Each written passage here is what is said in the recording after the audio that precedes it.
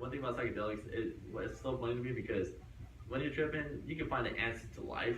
And then seriously, like you feel like you have the answers to life, and then like once you sober up, like you fucking forget everything. Yeah. So you're like, oh, but I do remember seeing this. Like, Yeah. how's it going? This is WhyNotTVLA. This is Anthony Colwell. You know, fucking intro and all that shit. I'm here for a long overdue interview with. Please introduce yourself.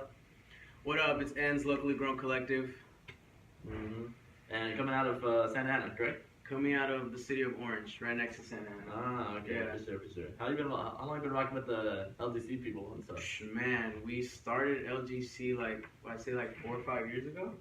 So like it was, and originally it was Dave Allen, Kevin F, and myself, and then Fourth Beats joined along, and then we had a couple other people in the collective, DJ B, Coley Cole, like the drummer. We had we still have DJ Chente Chi, but like right now we're preparing for like new season, new roster.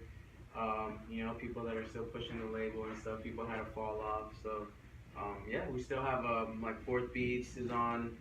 We still have DJ Chente Chi, DJ B when he comes around, like we're always holding him down as an artist. Yeah. And as our bro too, so he's our homie, you know. So like a lot of like family type of like relations, like throughout the whole Yeah, pretty much. grown thing. Yeah, pretty much. Like everybody has their own projects that they're working on, so we all just like back each other up. No, definitely. Like, cause I remember hearing about you guys through Velvet Wonder, I believe. Velvet Wonder, because I'm actually somewhat related to DJ Lumen. Oh, okay. Yeah, and then That's crazy. That's yeah, small world. It was very funny too because Shout out DJ Lou, man. That guy's tight. Definitely, yeah. Like because we happened to be at like a family gathering, and then we happened to be at the same table, and then I don't know how music got brought up, but then my mom was like, "Oh, like Anthony like interviews that artists and rappers and stuff," and then Lou Man was like, "You serious? Like I do that and I DJ and shit." I'm like, he's a really dope DJ. And I think through him, I found out. I think. Yeah, around that time, he actually just went on tour to like the whole Western tour with you, Bell.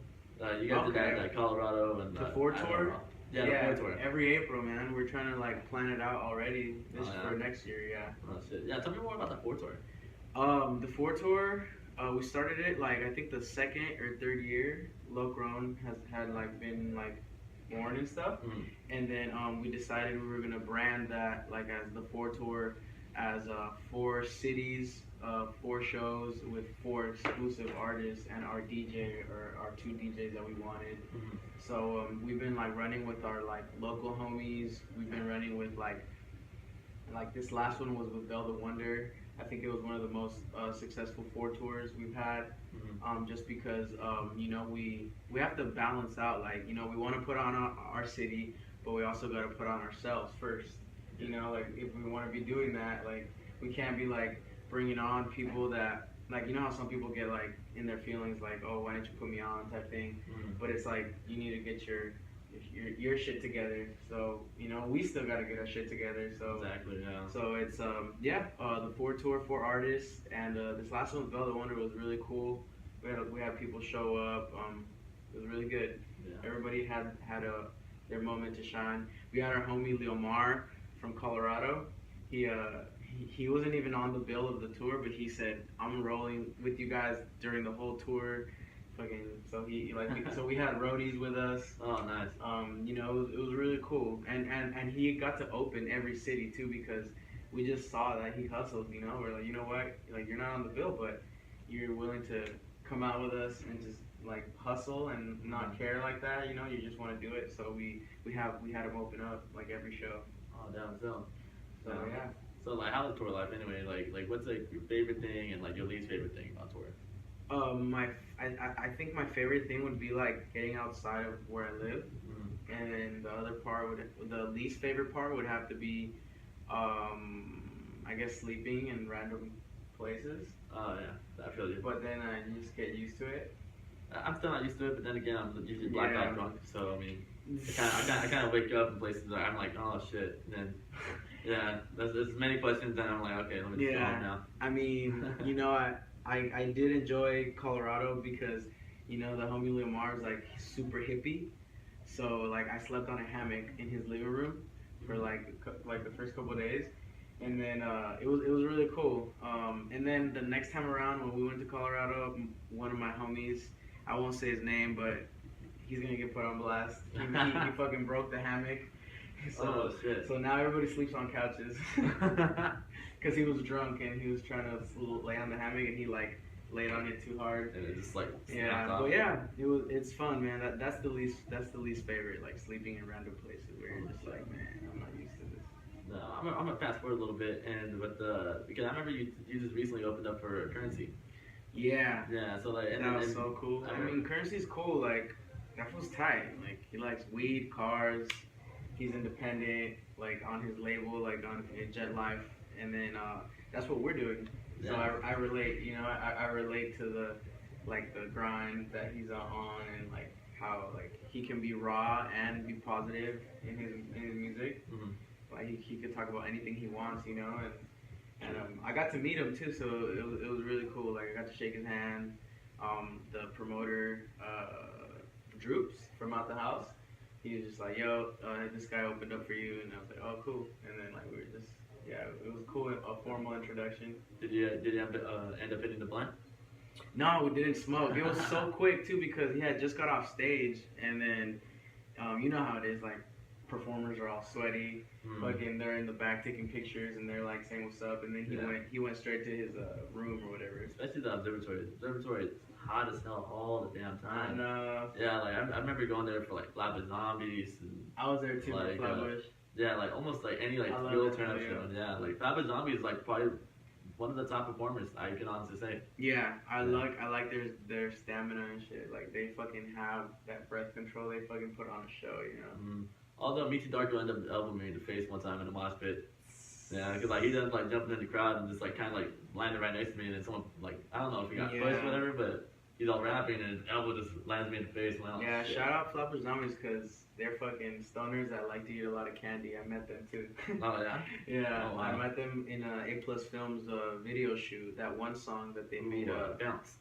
Bounce. Yeah, me and my friend Kevin are in that video. We were like in the ring. Like we were outside of the ring when they were wrestling. Oh yeah, I remember that part now. That was doing Juice's part. Yeah. Yeah, I met Juice. Dude, those guys were so tired. Like their video shoot ran for like 15 hours, and then the next day starting again for another 10 hours.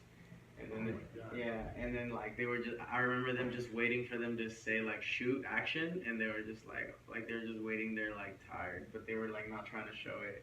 Yeah, definitely. Yeah. You know, you were recording, so you kind of had to like. Recording. You know, yeah. Yeah, that's one thing about music videos. I know you do like a good amount of videos yourself and everything. Like, how do you like the recording process? Man, well, it's been different because you know back in the day, it used to just be the homie with the camera, and then he'd just be like, okay, cool, let's go find a cool location. But now everything's being scripted, everything's being written down, emailed. You know, freaking, this is what we're gonna need. This last video shoot, that the video has not been released yet. I'm working on a song. I have 2 songs with this fool 92. Okay. And one of the video shoots, like I actually got the email where it says like your extras are gonna be coming at this time. You know, you have to arrive at this time. You know, there's like it's a 15-man crew, and I've never ever been in a video shoot like that. Like, so it's definitely like the next level for video shoots for me. Nice. So I've been meeting a lot of like people that shoot like reality shows and like just big budget things. So like I was fortunate enough to get a cool deal to get a video from them. So definitely. Yeah. Might as well So now, take advantage of the situation. no, yeah, like, and it was all like helping behind the scenes, like not even me being just an MC or a rapper or whatever. Like I'm actually like holding cameras, holding lights, like I'm doing PA work for bigger film companies. And then I got to meet this guy named Crazy Boy. He's like super popping in Japan, and he's basically on like the Chris Brown level in Tokyo, Japan. Like he's a star. He can't be outside like chilling like so. It's really cool that I got to meet his A&Rs and his managers like out there, and we had dinner and like just like meeting those people, you know, just because of helping through other projects, like, you know, through either the Flatbush or the Absol or the Crazy Boy video shoots. So yeah, shout out Absol. He wore that LGC hat for the Raw Backwards video. I'm gonna say my boy Absol, even though he's not my boy yet, but we probably are already because he was down with the LGC hat. Yeah, no, that was very ill. I did not see that coming whatsoever. Me neither. Actually, I mean, I guess I did just because. Shout out to my boy Adam from Low Grown. He was wearing Bape, of course, Oh, and yeah. then That's he's a big wearing thing Bape. nowadays. He's wearing Bape, and Absol likes Bape, I guess. Mm. And then he also likes Lean, just like Absol. So they started talking about Lean, and then that's when they started talking. And then Absol was wearing this other different hat, and then my boy's like, "Oh man," he's like, "Let me give you a fresh new hat out of the package." He's like, "Here, you should wear this Low Grown hat." And then he like took it out of the. He like literally came up. He wanted. I had it in my backpack, or my boy did. My boy, he's like, "Hey," he's like, "Give me the hat right now. I'm gonna give it to Absol." And we're just like, "Here, do it." And then we went over there, and he like literally took it with the plastic and everything. So he like took it out, and he's like, "Here." And he looked at it. He's like, "Oh, this is dope." Wore it, and then next thing you know, like I know the whole like TDE like probably saw that shit, you know. Yeah, definitely. Yeah. So we're just gonna continue working, you know. Like we're gonna let the work speak for itself. So when people actually approach us, it's not like we want to do you a favor. It's like, how can we do each other a favor, because we've both been working, you know. Yeah, very well, very well. All right, well, because honestly, when it comes to like Flatbush, other achievers, Absol, That's the tier, huh? that's like the tier for me personally about, you know, out of the ordinary, like in your face type of rap, like Yeah. and you know, one thing about all three of them that have in common is they're very smart with psychedelics. You know what I mean? And I remember you had when I first heard your music and stuff, you had the Odd Rooted Veggies coming out. Yeah. And then I'm over here thinking like, okay, like I wonder what could come out of this. And then next thing you know, like I'm just thinking, you know, is he talking about psychedelics like with mushrooms and acid, like yeah, you know, maybe. Yeah, I mean, like if you really did like, you know, like get into that kind of scene, like share like a small story about like one of like the standout trips. I mean, I'm not gonna like tell kids or people do drugs. You can do whatever you want in your life, but I've done like shrooms and stuff. And the very first time I tried shrooms, I was with the right people, and like we had a great experience. Like where I kind of like had these like answers, like, or these questions that I had them answered just like by being there, like with myself and my friends without even like much talking. Yeah. It was like more of a cool like clarity moment. And I mean, you know, there's a lot of people that say they use them for cleansing and they use them regularly. I don't personally use them regularly. I like to just smoke weed, like, you know, but I don't really like to do anything regularly other than that. Yeah, I feel you. But yeah, I've tried that. You know, I've tried fucking acid, and I kind of like fucking shrooms more than acid. But I'm not a frequent user of them, like I said, you know. But I guess I was curious, you know, so. I mean, yeah, like one you thing do about have different psychedelics, trips. like one thing about psychedelics, it's so funny to me because when you're tripping, you can find the answers to life. And then, seriously, like you feel like you have the answers to life, and then like once you sober up, like you can fucking forget everything. Yeah. So you're like, oh, but I do remember seeing this. Like, yeah, that was like one thing with me. It's definitely like, I mean, even if it's something positive, I mean, that's what came out of if I can say like I did shrooms way before I dropped Odd Rooted Veggies, like a year before I did Odd Rooted Veggies. So, you know, part of that could have been influenced by what I did, you know, and it wasn't negative. Like I was bringing people together, if anything. Yeah. You know, I wasn't like, hey, I did this and this is what you should do. It was more like kind of just speaking on subjects that people wouldn't want to speak on, you know, like especially people that are trying to make it in the industry. Like a lot of people don't want to be positive. Like a lot of people don't. It's very popular to be depressed nowadays. It's very popular being turned up. Turns up, and then you know, turns up to depressing music at the same time. Really think about it. Like, yeah, like even like The Weeknd, right? He's like depressed. Yeah. Like that one song where he's like saying like he's doing coke, but everybody's dancing to it. Exactly. Yeah, but no one really pays attention to lyrics nowadays. I mean. Yeah, I mean, some do and some don't. Like thanks to Rap Genius. Yeah, exactly. Rap Genius. Rap Genius will put you in your place. Yeah, like I remember, like before anyone knew about it, I'm over here like spitting whatever I remembered off the Rap Genius. Yeah. I'm like, oh yeah, like you didn't think about that, did you? Yeah. Like, how do you know about this? I'm like, oh, I just thought about it. So, and then now it's so famous. I'm like, okay, I'm not such no more. So appreciate Rap Genius. Yes. So how about the transition from overdue veggies to supply and demand? Man, well, I was already working on supply and demand before I started working on overdue veggies. I was already like halfway with supply, and the transition was definitely kind of like weird because it was good, but it was like weird because I was going from like positive conscious stuff to like raw like turn conscious stuff, kind of like different, you know. So like when I was writing supply, I was like, no, I can't. Like this beat sounds really like turned up, like it sounds really like up, you know. And I didn't want to be too down or too serious, you know. So I had to find the way to like be like fun and be like I guess like on be myself, you know. Yeah. So because like I always want to just do that, I don't ever want to like not be myself, you know. When it comes to like just to impress a new audience that hasn't heard that style in me, you know. Yeah, I feel you. Like, Yeah. So nowadays people just want to sound like their inspirations and stuff and everything. yeah. And like sometimes like they don't mean to, but it's bound to happen sometimes. Yeah. From time to time. Yeah. I mean like for instance like what like who hey, if you had to like name like 5 artists off top like that really inspired you or like you really like their style type of choice of music. 5. Yeah, like just like a off top. Eminem, Eminem, Biggie, Pac, like Currency, Fabulous. Fabulous. I don't. Got Guru. I guess that's 5 already. Yeah, Guru. Yeah, forgot about Guru. Yeah, rest in peace. Big time. Yeah. Guru, like just legendary, you know. And then one time I remember you did it back in I believe it was Sublime Band. No, please forgive me if I'm wrong, but it was residuals and shit. Yeah, I was performing that before I even dropped it. Yeah, that's the reason why I remembered it so well because I remember like I've never seen like someone get like so like amped up and like all like energetic over like a local artist like performing like a song that okay this is an unreleased song. You fuck with it, keep running. It was in LA, right? At the Los Globos? Yeah, that was the most local one. You captured a really cool clip of that crowd.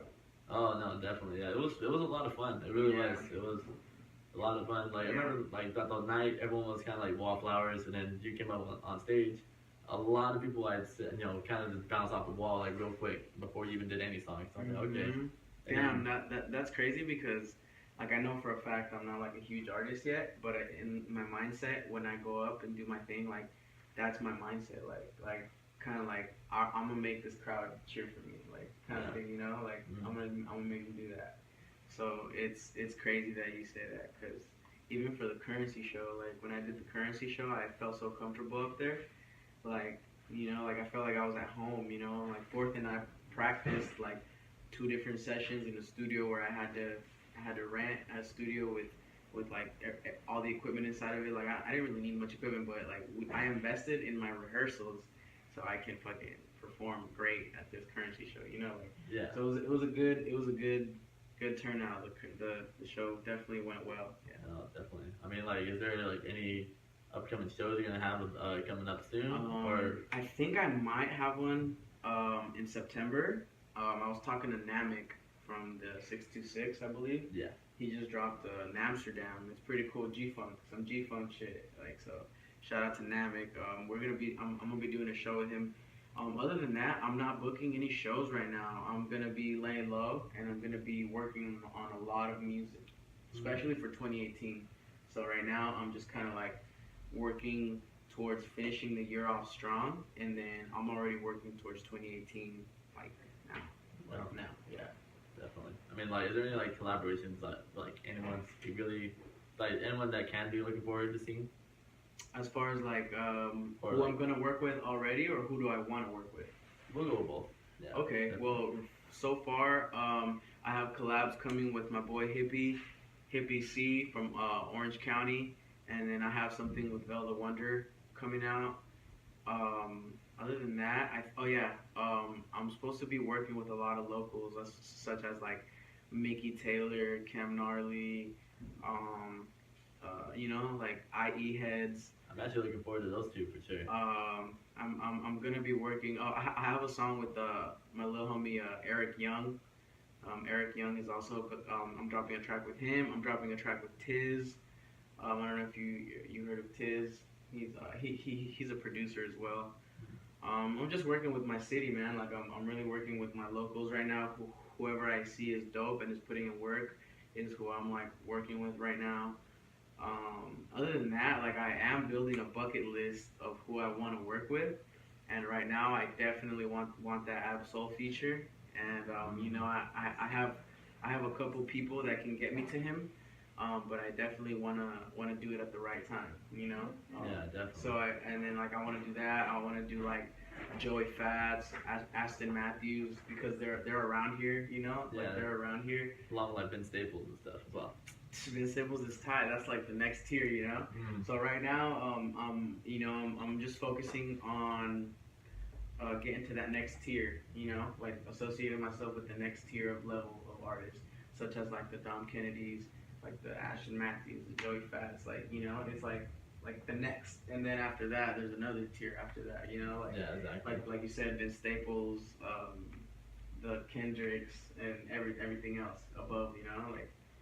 Well, I don't know who's above Kendrick right now, but Honestly, I'm not gonna lie. I think Kendrick is running 2017. I want to say that. Yeah. Yeah, and like Joey Badass is like right on his ass. And not many people see it, but that's Joey Badass is tight. Yeah. Mm-hmm. I think he just has a really different style, you know.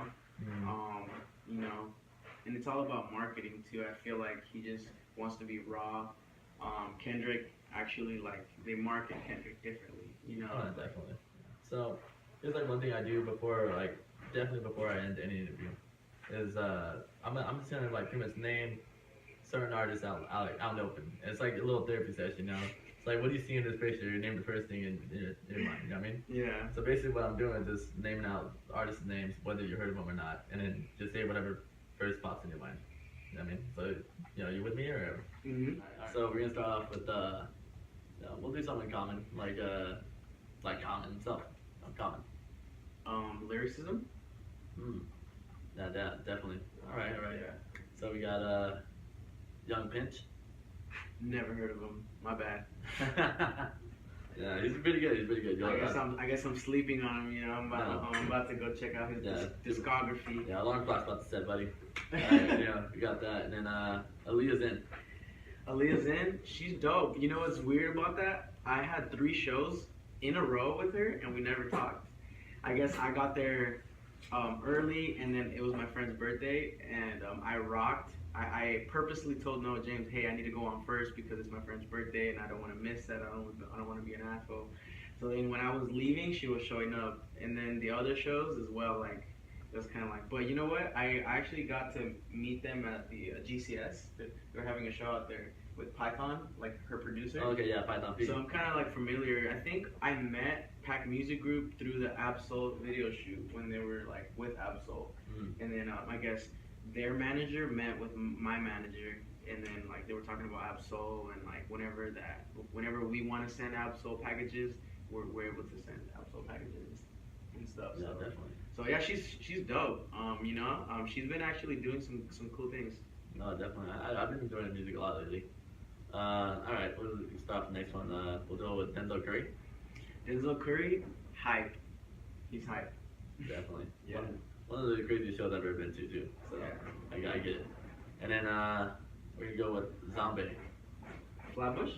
Zombie? Zombie. Man, you just put me on to 2 new artists because I haven't heard Zombie's music either.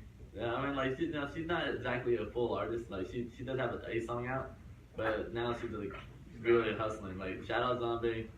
She's always she just started doing shows from Vegas to San Diego. Word. So definitely maybe I can talk to her. We can even set a few things up. Cool. I'm definitely gonna check out her music now. Yeah, definitely. We got her, and then we go with J.K. the Reaper.